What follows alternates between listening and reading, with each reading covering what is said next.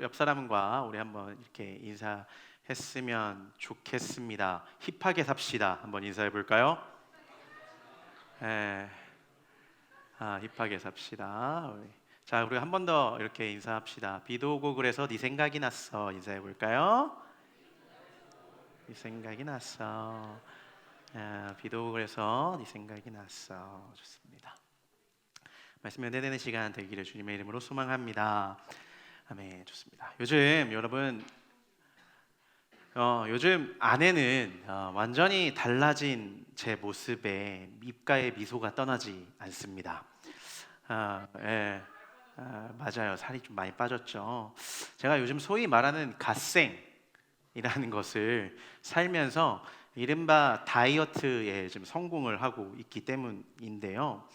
오랜만에 제 삶에 지금 자리 잡고 있는 이른바 이 갓생은 다른 말로 표현해 보자면 완벽한 루틴대로의 삶이라고 할 수도 있을 것 같습니다. 여러분, 요즘 제 삶은 이렇습니다. 기상 알림과 동시에 눈을 뜨자마자 하는 것이 체중을 잽니다. 그리고요, 바로 물 한 컵을 마시고요. 그리고 맞아 아침 조깅을 나갑니다. 반응이 왜 이렇죠? 아침 조깅을 나갑니다. 그리고 나서요, 간단한 유산소를 마치고 나서 씻은 뒤에 사과 반쪽과 삶은 계란으로 아침 식사를 마치고 나서요, 학교를 갑니다. 왜냐하면 그동안 미뤄두었던 졸업을 하기 위해서 논문을 시작했거든요. 저희 집에 와보신 분들은 아시겠습니다만 저희 집에서 신촌까지는 대중교통으로 대략 한 30분가량 걸립니다. 하지만 저는 대중교통을 타지 않고서 학교까지 걸어갑니다. 따로 운동할 시간이 없기 때문에 왕복으로 한번 해보니까 2시간 반에서 한 3시간 정도 걸리더라고요. 근데 그거를 도보로 통학하기로 결정한 겁니다. 계산해보니까 지금 제가 다이어트를 시작한 지 한 6주 정도 지났습니다. 근데 지금 한 12kg 정도를 감량을 했는데 어떻게 그렇게 감량했냐라고 물어보시더라고요. 많은 분들이. 그렇다고 한다면 평소에 먹는 음식의 4분의 1 정도를 먹되 단백질 위주의 음식을 먹고 물 많이 마시고 하루에 한 15,000보 정도를 걸으면 됩니다. 이 시간을 제외한 나머지 시간을 저는 하루 종일 도서관에서 보냅니다. 점심시간과 저녁시간을 제외하고 간혹 책을 빌리기 위한 시간을 제외하고 도서관이 문을 닫는 저녁 11시까지 저는 모든 시간을 열람실에서 보냅니다. 그래서 저는 제 일주일이 어떻게 돌아가느냐, 이렇게 돌아가요. 주일부터 월요일까지는 설교를 준비하고 마치는 날입니다. 제가 오늘 여러분들과 이렇게 설교를 마치잖아요. 이제 오후 예배를 끝나고 나면 좀 집에 가지 않습니다. 일단 올라가자마자 사무실에서부터 다음 주 주일 설교 준비를 시작해요. 그래서 월요일까지 설교 준비를 시작하고 마치고요. 화요일부터 금요일까지는 오롯이 논문 준비를 하는 시작으로 토요일은 주일 사역을 점검하고 검토하는 날로 가장 효율적인 시간 분배이자 그 어떤 것도 소홀히 하지 않겠다는 결심이었습니다. 지금까지는 잘 지키고 있는 것 같아요. 어때요, 고등학생 여러분? 이렇게 살 수 있겠습니까? 어떻게 좀 약간 많이 여러분들 스스로에게 죄책감들이 드시나요? 여러분, 제 이야기를 예로 들었지만 사실 우리는 무엇을 하든 효율성을 따지는 것을 뭐예요? 중요하게 여깁니다. 우리에게 주어져 있는 재화는 한정되어 있고요. 그것을 가장 가치 있게 소비하기 위해서는 효율적이어야 한다는 것은 지극히 상식적인 판단이기 때문입니다. 아마 여러분들의 눈앞에 펼쳐진 미래와 현실을 대하는 태도도 마찬가지일 겁니다. 공부를 비롯해서 내 꿈을 위해 투자하는 데에 신중한 태도와 현실성 그리고 효율성을 고려할 거라는 겁니다. 이제 여러분들은 더 이상 어린애가 아니니까요. 그렇죠? 적어도 여러분들은 여러분들의 미래를 위해서 더 이상 어릴 때와는 다르게 시간들을 효율적으로 분배하려는 생각들은 하며 살 거예요. 그런 의미에서 여러분, 우리가 오늘 읽은 본문의 말씀을 살펴보면 대환장 파티가 아닐 수 없습니다. 예수님을 믿는 사람들이 함께 있는데 그들이 자신의 재산과 소유를 팔아서 각 사람들의 필요를 따라 나눠주며 마음을 같이하고 성전에 모이기를 힘쓰고 함께 먹고 마셨다라고 기록되어 있기 때문이에요. 그러니까 무슨 말이냐 하면, 여러분, 이 사람들이에게 지금 자신의 소유로 되어져 있는 재산이 전혀 없이 지금 공동생활을 했다라는 겁니다. 좀 지독할 정도로 비효율적인 삶이에요. 안 그렇습니까? 여러분, 그러니까 지금 이 사람들이 이렇게 사는 이유가 가난한 사람이 없기 위해서 했다라고 하는 건데, 잘 생각해 봅시다. 누군가는 밖에 나가서 생활해서 돈을 벌어오면 더 풍족하게 살 수 있지 않습니까? 부자들은 적어도 그 재산을 팔지 않고 불려서 교회에 소속된 이들을 위해서 쓰면 훨씬 더 많은 이들을 위해서 쓸 수 있지 않습니까? 얼마나 효율적이에요. 아무리 교회라는 공동체가 생겨난 지 얼마 되지 않아서 순수 그 자체였다 할지라도 이건 체계도 없고 너무나도 비효율적인 선택과 방식이었다고 봐야 하지 않을까요? 결국 이렇게 공동생활을 유지했던 초기 원시교회가 파산했다는 학자들의 연구 결과를 감안한다면 지독할 정도의 비효율적인 생활 방식입니다. 제가 경제학을 전공한 사람이 아니라서 이번 설교를 준비하면서 공부를 조금 해보았는데, 여러분, 흔히 소비의 동기에는 경쟁이 존재한다고 합니다. 소비의 동기에는 경쟁이 존재한대요.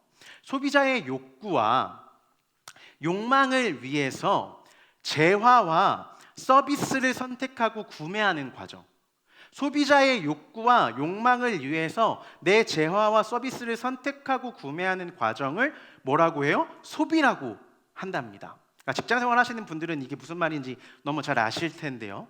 그래서 여러분, 욕구를 충족하는 것은 소비의 목적이며 소비가 충고하는 궁극적인 가치라는 겁니다. 이해되십니까 지금? 여러분, 그런데 여기서 지금 발생하는 문제가 뭐냐면, 문제가 있는데 이게 뭐냐? 비교라는 겁니다. 비교. 그러니까 미국의 경제학자 중에 한 사람인 소스타인 베블런이라는 사람이 이런 말을 했습니다. 서로 간의 비교가 존재하는 세상에서 인간의 욕구는 끝이 없을 것. 그러니까 서로 간의 비교가 존재하는 세상에서 인간의 욕구는 끝이 없을 것이라고 지적하면서 이것이 단순 소비를 넘어서 과시적 소비를 부추기는 요인이라고 말했습니다. 자, 다시요. 서로 간의 비교가 존재하는 세상에서 인간의 욕구는 끝이 없을 것이라고 지적하면서 이것이 단순한 소비를 넘어서 과시적 소비를 부추기는 요인일 것이라고 지적했어요. 그렇다면 여러분, 이 두 가지를 한번 비교해 봅시다. 흔히 소비란 효율적이어야 하며 삶의 질을 추구하면서 만족감을 주어야 하는 것이라고 말하는데, 여러분들이 생각하기에 서로의 재산을 팔아 나누어 주는 초대교회의 소비와 나의 열등감을 감추기 위해서 혹은 나의 체면과 위신을 과시하기 위해서 하는 소비 중에서 무엇이 더 비효율적입니까? 서로의 재산을 팔아 나눠주는 초대교회의 소비와 나의 체면과 위신을 과시하기 위해 하는 소비 중에 무엇이 더 비효율적인 것 같으세요? 제가 얼마 전에 TVN의 프로그램 유퀴즈에서 일명 쓰저씨라고 불리는 배우 김석훈 씨가 인터뷰에 출연한 것을 보게 되었습니다. 그가 인터뷰를 하면서 고백한 대목이 굉장히 인상 깊었는데, 그가 무엇인가를 구매한 것에 대한 만족감이 유지되는 기간은 옷은 일주일, 차는 한 달, 집은 1년이면 끝난다라고 말했습니다. 그런 의미에서 본다면 남들이 갖고 싶은 것을 나도 가져야 한다라고 하는 일종의 구매 심리는, 여러분, 사실 오늘날 우리가 끝없는 경쟁 속에서 나도 도태되지 않아야 한다는 강박과 비슷한 맥락 속에 있는지도 모르겠습니다. 남이 갖고 있는 것은 나도 가져야만 해, 뒤처지지 않을 것 같고 그래야만 나도 그들 속의 무리에 소속된 것만 같다는 생각을 사실 하곤 하니까요. 정말 그렇지 않은데 말입니다. 여러분, MZ 세대들의 소비 트렌드를 분석한 여러 가지 글들을 살펴보는데 제가 굉장히 의미 있는 한 단어를 발견했습니다. 그것은 meaning out이라고 하는 단어였어요. 그것은 MZ 세대들이 단순히 물건을 구매하는 데서 그치지 않고 특별한 메시지나 사회적 가치를 담은 물건들을 구매함으로써 자신의 신념을 나타내는 소비를 뜻하는 단어라고 합니다.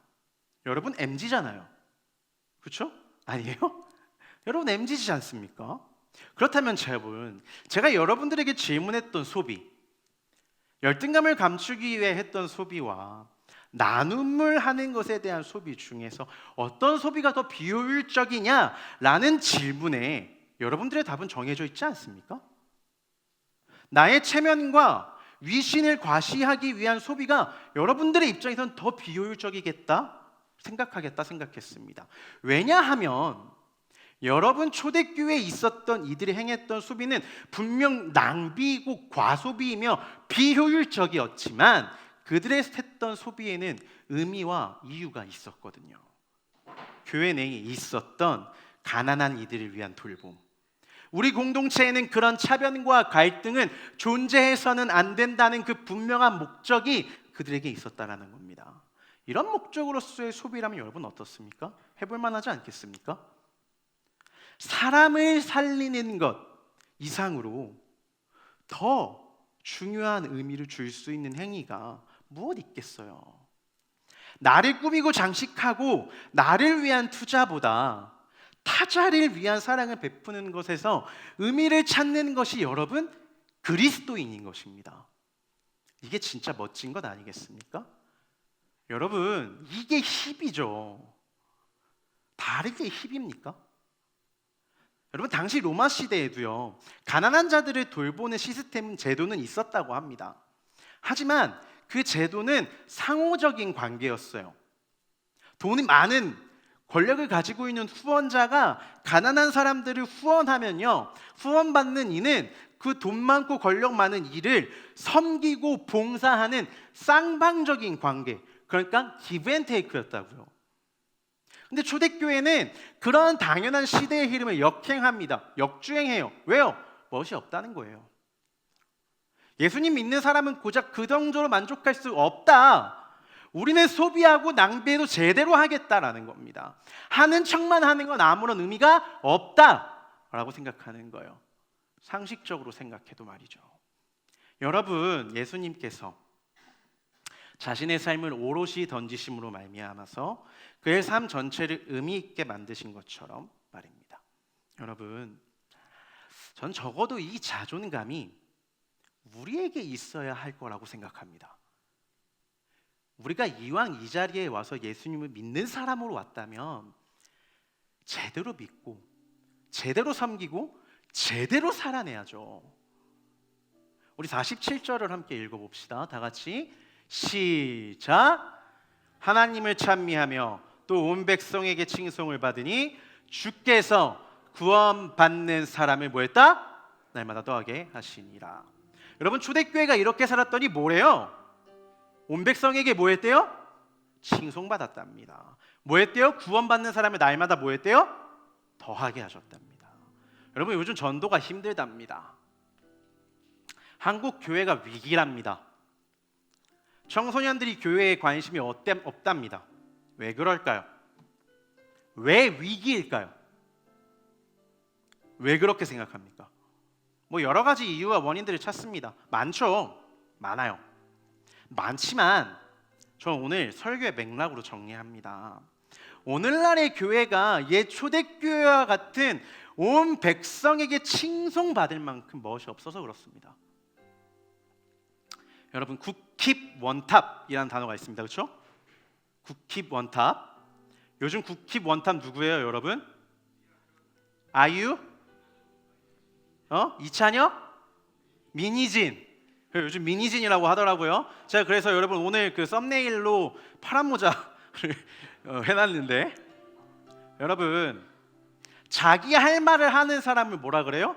국힙 원탑이라고 그럽니다. 그렇죠? 멋있으니까. 저는 오늘 설교의 제목을 구클 원탑이라고 적어보았습니다. 원래 구크 원탑이라고 해야 되는데 맛이 없어서 크리스천의 리을을 붙여서 구클 원탑이라고 제가 적어놨는데, 여러분 무슨 뜻이겠습니까? 국내 크리스천 중에서 가장 최고로 탑인 사람. 저는 그게 우리 강서교회 고등부이길 소망합니다. 뭐라고요? 국내 크리스천 중에 가장 최고인 사람이 누구? 우리 강석교회 고등부이길 소망합니다. 전 여러분들이길 바래요. 멋지게 믿는 겁니다. 대충 그저 남들 하는 만큼 아니고, 여러분 정말 남들 하는 만큼 아니고 우리로부터 이 땅의 부흥이, 나로부터의 소망이 예수 그리스도의 복음의 증거가 시작될 것을 자신 있게 좀 힙하게 믿어봅시다. 여러분, 우리 다 같이 이 시간 자리에서 이제 일어나서 찬양할 건데요, 이번엔 여러분 좀 힙하게 찬양할 겁니다. 여러분 한번 자리에서 일어나 볼까요? 여러분 완전 멋지게 힙하게 찬양할 건데, 여러분 우리 박수하면서 신나게 찬양할 겁니다. 내가 제일 멋지다, 옆 사람 신경 쓰지 말고요. 나로부터 이 힙과 멋짐과 쿨함이 시작됐다. 자, 일어나세요. 뭐 하십니까? 일어나십시오. 완전 멋짐이 내가 미니진이다, 내가 크리스천계의 미니진이다 라고 생각하면서, 여러분 저 높은 하늘 위도 라는 찬양, 나로부터 시작되리 라는 찬양, 우리가 함께 이 시간 기쁨으로 한번 찬양해 봤으면 좋겠습니다. 다 같이 함께 함께 찬양합시다.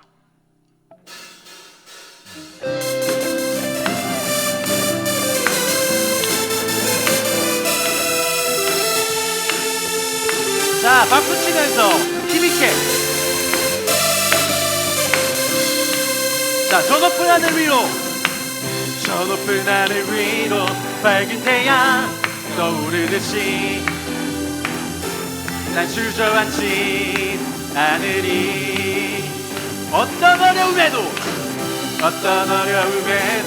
주의 길을 선택하리. 이 가운데로 걸으리. 주님을 그게로는 믿음 가지고 세상에 나타내리라. 놀라운 주의 사랑을, 주의 꿈을 안고 일어나리라. 선한 능력으로 일어나리라. 이 땅의 부흥과 회복은 바로 나로부터 시작되리. 주의 꿈을 안고 일어나리라. 선한 능력으로 일어나리라. 이 땅의 부흥과 회복은 바로 나로부터 시작되리. 자, 우리 같이 저 높은 하늘 위로 밝은 태양 떠오르듯이 구한다고 난 주저앉지 않으리. 어떤 어려움에도 주의 길을 선택하리. 구한다고 이 가운데로 걸으리. 주님을 그게로는 믿음 가지고 세상에 나타내리라. 놀라운 주의 사랑을, 주의 꿈을 안고 일어나리라. 선한 능력으로 일어나리라. 이 땅의 부흥과 회복은 바로 나로부터 시작되리. 주의 꿈을 안고 일어나리라. 선한 능력으로 일어나리라. 이 땅의 부흥과 회복은 바로 나로부터 시작되리. 주의 꿈을 안고 일어나리라. 선한 능력으로 일어나리라. 이 땅의 부흥과 회복은 바로 나로부터 시작되리. 주의 꿈을 안고 일어나리라. 선한 능력으로 일어나리라. 이 땅의 부흥과 회복은 바로 나로부터 시작되니. 주의 꿈을 안고 일어나리라. 선한 능력으로 일어나리라. 이 땅의 부흥과 회복은 우리 마지막으로 고백합시다. 주의 꿈을 안고 일어나리라. 선한 능력으로 일어나리라. 이 땅의 부흥과 회복은 바로 나로부터 시작되리. 아멘. 우리 하나님께 영광의 박수 올려드리겠습니다. 이 땅의 부흥이 우리에게 일어날 것입니다. 할렐루야. 할렐루야. 아멘. 하나님 아버지, 오늘 이 시간 사랑하는 우리 귀한 아들 딸들이 주님 앞에 그저 믿지 아니하고 하나님 앞에 멋진 신앙인으로 정말로 세상에 한 발, 교회에 한 발 걸친 신앙인이 아니라 이왕 믿는 거 정말로 하나님께 내 삶을 드림으로써 믿어보겠다고 결심하며 나아갑니다. 하나님, 사랑하는 귀한 아들 딸들 정말로 세상 속에 유리되지 아니하고 멋진 신앙인으로서 살아갈 수 있도록 힘도 주시고 능력도 더하여 주시고 하나님, 새 힘으로써 세상 속에서 당당하게 살아갈 수 있도록 인도하여 주시옵소서.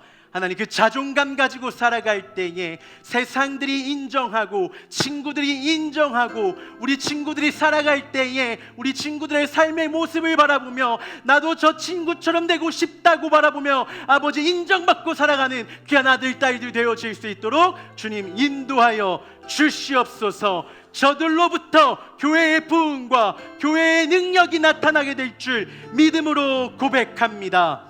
하나님, 오늘 이 시간 사랑하는 귀한 아들 딸들 하나님께 값진 예물 드렸습니다. 하나님, 예물 귀하게 사용하여 주시고 이 예물들이 쓰여지는 곳곳마다 하나님 나라의 확장, 하나님 나라의 능력이 나타날 수 있도록 인도하여 주시옵소서. 하나님, 살아가는 곳곳에서 물질들이 필요할 때가 있습니다. 하나님, 그러나 물질에 어려움 당하지 않게 하시되 그 물질들을 하나님 사용할 때에 가치 있는 곳에 쓸 수 있도록 나누는 것에 쓸 수 있도록 인도하여 주시옵소서. 감사드리며 사랑 많으신 예수님의 이름으로 기도드립니다.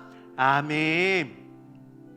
이제는 우리 주 예수님의 사랑하심과 하나님의 크신 위로하심과 성령님의 감화감동하심이 부흥이 나로부터 시작되겠다고 결단하며 멋지게 믿겠다고 결심하는 이 자리에 있는 사랑하는 고등부 친구들과 선생님 머리 위에 이제로부터 영원까지 함께 하시기를 축원하옵나이다. 아멘.